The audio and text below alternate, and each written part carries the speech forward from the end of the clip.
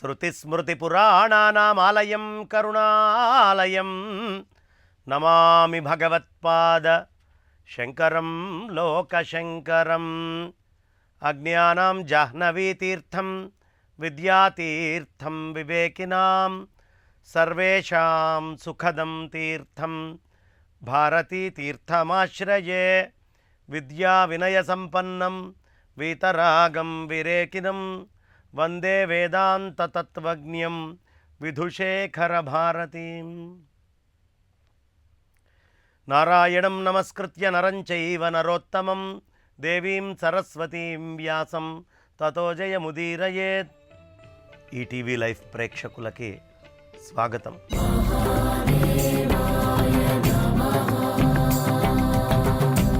స్కాంద పురాణాంతర్గతంగా అనేక విషయాలు శ్లోకాల్లో ఉన్నాయి. పద్మపురాణాంతర్గతంగా చాలా ఉన్నాయి. కానీ శివకేశవ అభేదము, అద్భుతమైనటువంటి ఆ అమ్మవారి యొక్క మహత్తు, అమ్మవారి శక్తి, అమ్మవారి యొక్క నామాలు, రూపాలు, ఆ మహామాయకుండేది, ఇలా అనేకమైనటువంటి విభిన్న అంశాలను తీసుకొని మనకి చెప్పేటటువంటి పురాణం ఈ కూర్మ పురాణం.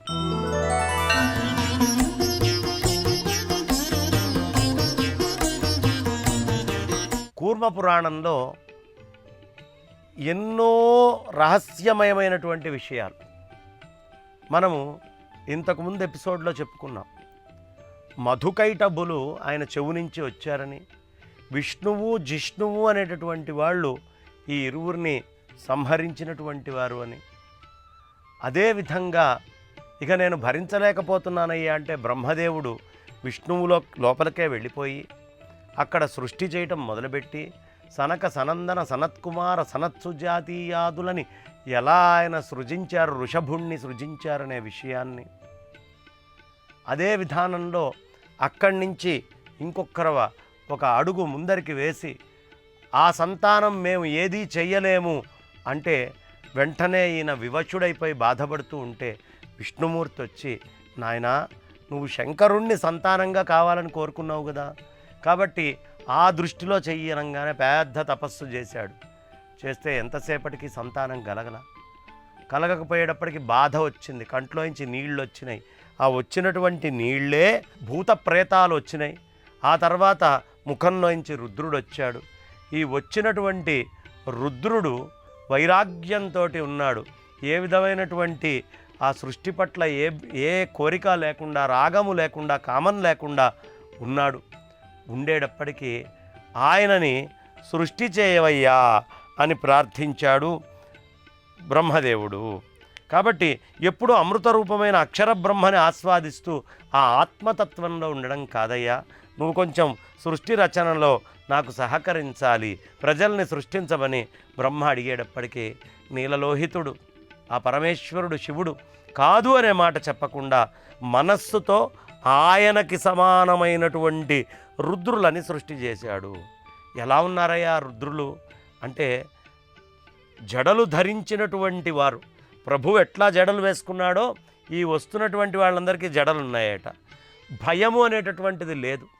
నీలకంఠులు, పినాకపాణి, పినాకాన్ని ధరించినటువంటి వారు, త్రిశూలాన్ని ధరించినటువంటి వారు, అదేవిధంగా రుష్టిఘ్నులు అనేటటువంటి వాళ్ళు, ఉద్రిక్తులు అనేవాళ్ళని, మహా ఆనంద స్వరూపులని, 3 కళ్ళున్నటువంటి వాళ్ళని, 3 నేత్రాలున్నాయి వాళ్ళకు కూడా, మరణము లేని వాళ్ళు, గొప్ప వృషభాలు ఉన్నటువంటి వాళ్ళు వాహనాలుగా, అలాంటి వాళ్ళు, సర్వజ్ఞులు, వీతరాగులైనటువంటి 100 కోట్ల మంది రుద్రులను ఒక్కసారి సృష్టి చేసేసాడు పరమేశ్వరుడు.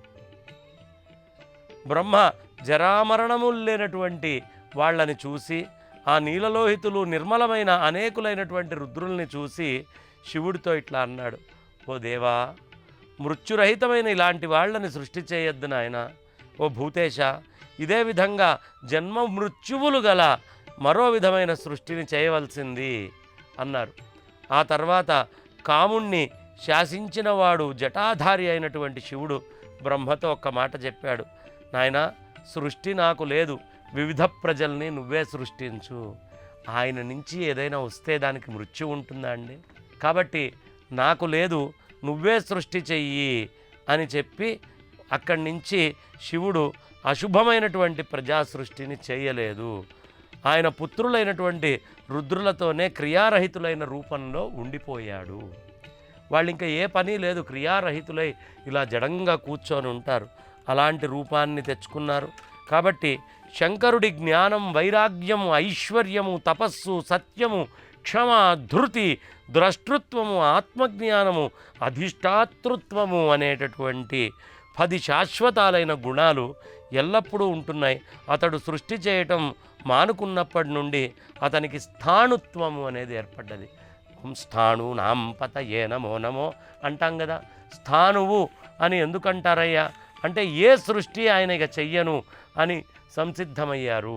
కాబట్టి ఆ పినాకధారి అయినటువంటి శంకరుడే సాక్షాత్తు పరమేశ్వరుడు. తర్వాత ఆ బ్రహ్మ ముక్కంటి అయినటువంటి దేవుణ్ణి మానవ పుత్రులతో చూసి ప్రీతితో విప్పారిన నేత్రాలు గలవాడై ఈశ్వర సంబంధమైనటువంటి పరాత్పర భావాన్ని తెలుసుకొని తలపై అంజలిబద్ధుడై ఆ ప్రభువైనటువంటి పరమేశ్వరుణ్ణి స్తుతించాడు. అంజలిబద్ధుడు నమస్కరించాడు, ఇలా నమస్కరించి స్తుతించాడు. ఎప్పుడైనా పెద్దల దగ్గరికి వెళ్ళినప్పుడు ఈ ముఖము దాకా చేయలేపి నమస్కరించాలి, అంతేగాని ఇలా అని ఇవన్నీ కాదు. ఇలా అని ఈ విధంగా అంజలి ఘటించి పెద్దలతోటి మాట్లాడాలి అనే విషయాన్ని చెప్పాడు.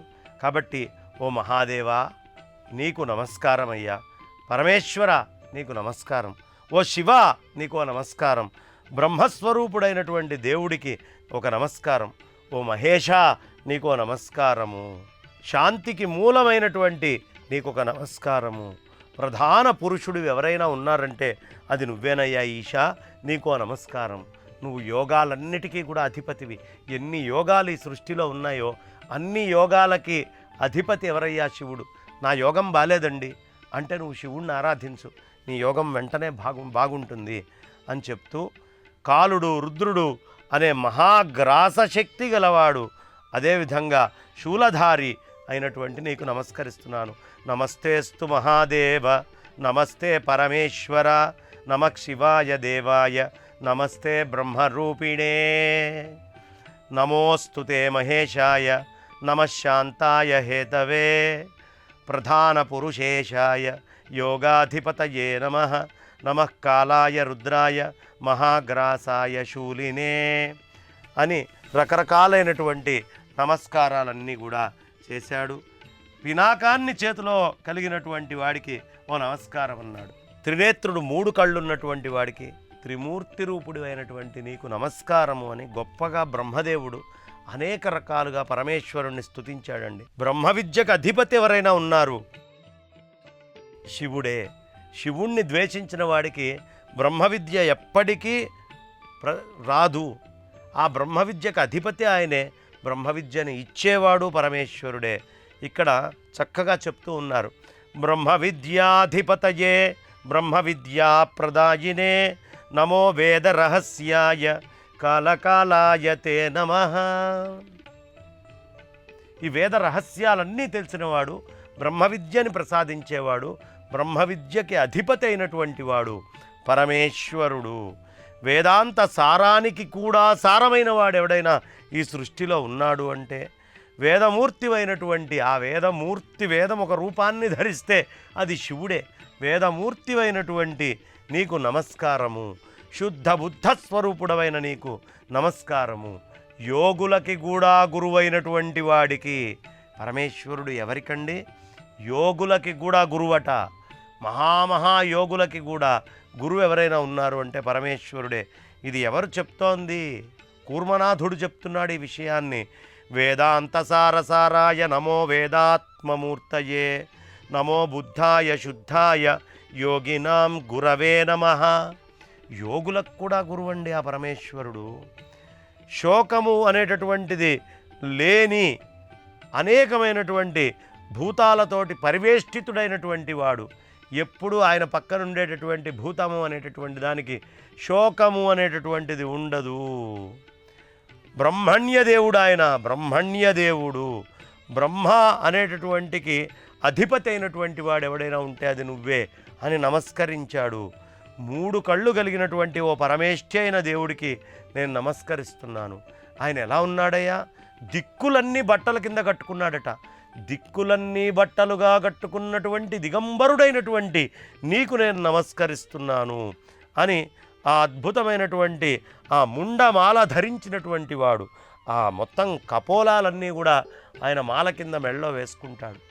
ఆ కపాళాలన్నీ ఏమిటండి అని చాలామంది అడుగుతారు.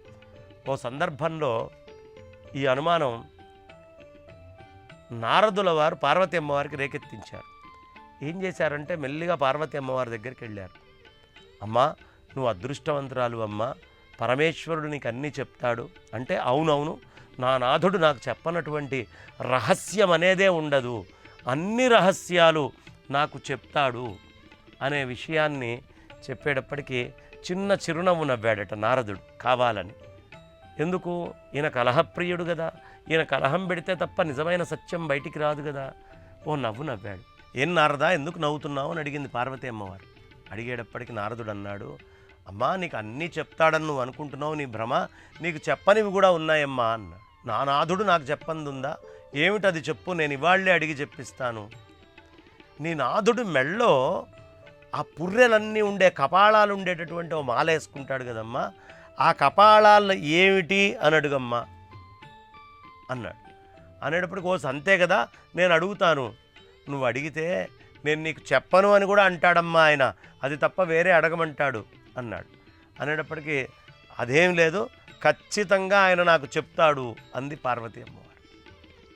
సరే అమ్మా అన్నాడు, వెళ్ళిపోయాడు నారదుల వారు. పరమేశ్వరుడి దగ్గరికి వెళ్ళింది అమ్మవారు. వెళ్ళి పరమేశ్వరుడిని అడిగింది, నాథా, నాకు ఇప్పటిదాకా నేను ఏదడిగినా కాదు అనకుండా చెప్పారు, నాకు చాలా ఆనందం. నేను అనేక విషయాలు మిమ్మల్ని అడిగి తెలుసుకున్నాను, కానీ ఒక్క చిన్న అనుమానం ఉందయ్యా నాకు. నీ మెళ్ళో ఒక కపాల మాల ఉందే, ఆ కపాలాలన్నీ ఎవరివి అనేటప్పటికి పరమేశ్వరుడు అన్నాడు, ఈ ఒక్క విషయం నన్ను అడక్కు, మిగతా నీకేం కావాలంటే అది అడుగు. ఈ మాల నాకు నిజమైనటువంటి ఆభరణం. నా మెళ్ళో ఉండే మిగతా ఆభరణాలు, ఈ భస్మాలు, ఈ పులి చర్మాలు, ఈ అంబరాలు, ఈ చంద్రుడు, ఇవన్నీ కాదు, నాకు నిజమైనటువంటి ఆభరణం అదే, అది తప్ప వేరే ఏదైనా అడుగు. అమ్మవారు పంతం పట్టింది, నాకు ఆ విషయం చెప్పాల్సిందే, ఎందుకు నారదుడు చెప్పినట్టే ఆ మాటే అన్నాడు ఆయన. అప్పుడు చెప్పాడండి పరమేశ్వరుడు, ఎవరు నిత్య నిరంతరము తనని కానీ విష్ణువుని కానీ తలుచుకుంటూ ఉంటారో భాగవతోత్తములు భక్తులు, ఆ భాగవతోత్తములు ఎవరైతే ఉన్నారో వాళ్ళ యొక్క కపాలం నేను ఎప్పుడు పోనివ్వను. ఆ భక్తితత్వం యొక్క గొప్పతనం చెప్పడం కోసం ఆ భాగవతోత్తములందరి కపాళాలు నా మెళ్ళలోనే దండగా ఉంటాయి అనే రహస్యాన్ని చెప్పాడండి. కాబట్టి కపాలమాల స్వామివారు ధరించినటువంటి ప్రతి ఒక్కదానికి ఒక గొప్పదైనటువంటి రహస్యం ఉంటుంది. ఇదే రహస్యం. స్వామివారి మెళ్ళలో ఉన్న కపాలమాల ఆయన భక్తులు భాగవతోత్తముల యొక్క ఆ కపాలాలవన్నీ కూడా అని చక్కగా ఆ ధరించినటువంటి వాడు, దండాన్ని ధరించినటువంటి వాడైనటువంటి వాడికి నేను నమస్కరిస్తాను. ఆయన అనాది మలము అనేటటువంటిది లేనివాడు. ఆయన ఆది లేదు ఆయనకి. ఎప్పుడు పుట్టాడయ్యా ఎవడికి తెలుసు? సృష్టి చేసే నాకే తెలీదు ఆయన ఎప్పుడు పుట్టాడు అనేది. ఆయన అనాది. పోనీ ఆయనలో ఏమన్నా మలం ఉందా? ఏమన్నా లేనిపోని ఉండకూడనివి ఏమైనా ఉన్నాయా? అబ్బే లేవండి. ఆయన విమలుడు, అమలుడు, ఏ విధమైన మలాలు లేవు. జ్ఞానంతో మాత్రమే తెలుసుకోగలిగేవాడివయ్యా నువ్వు. పరమేశ్వరుణ్ణి తెలుసుకోవాలంటే జ్ఞానం ఉండాలండి. ఏం జ్ఞానం ఉండాలి? నిత్యానిత్య వస్తు వివేచనం. ఏది నిత్యమో ఏది అనిత్యమో తెలియాలి. మన కంటి ముందు కనిపించే భార్య, భర్త, పిల్లలు, సంసారం, బంధువులు, తల్లిదండ్రులు, అన్నదమ్ములు, వస్తువులు అన్నీ అనిత్యము. స్వర్గము అవన్నీ కూడా అనిత్యము. నిత్యమేది అంటే ఈ అన్నిటి యందు ఉండి తాను మాత్రం కనిపించకుండా ఉండే పరమాత్మ మాత్రమే నిత్యము. అలాగే రెండో వస్తువు ఉండాలి, ఇహాముత్ర ఫలభోగ విరాగము. ఈ భూమి మీద కానీ స్వర్గంలో కానీ నాకు ఈ ఫలం కావాలి, నాకు ఈ కోరిక, నాకు అది రావాలి, నాకు ఇది రావాలి అనే కోరిక ఉండకూడదు. తర్వాత మనస్సు భగవంతుడి మీద ఉండాలి, కర్మేంద్రియ జ్ఞానేంద్రియ సమూహాలన్నీ ఆయన మీద ఉండాలి, గురువు యొక్క మాట మీద విశేషమైనటువంటి నమ్మకం కలిగి ఉండాలి. అలాగే ఆ అన్నిటినీ వేదాలలోంచి గ్రహించగలిగేటటువంటి నిష్కర్షమైనటువంటి బుద్ధి ఉండాలి. ఇవన్నీ ఉన్న తర్వాత ఆ పరమాత్మకి నాకు అభేదము అనేటటువంటి జ్ఞానం కలగాలి. ఆ తర్వాత బ్రహ్మ జిజ్ఞాస చేసి ఆ ముముక్షుత్వం కావాలి అన్న తర్వాత మోక్షం వస్తుంది. ఈ 4 ఉన్నవాడు తప్ప నిన్నెవడూ చూడలేడయ్యా. శంకరాచార్యులు వారు చెప్తారు, కురుతే గంగా సాగర గమనం. నువ్వు గంగకెళ్ళి స్నానం చేయవయ్యా. వ్రత పరిపాలన మతవాదానం, వ్రతం చేయి, దానాలు చేయి.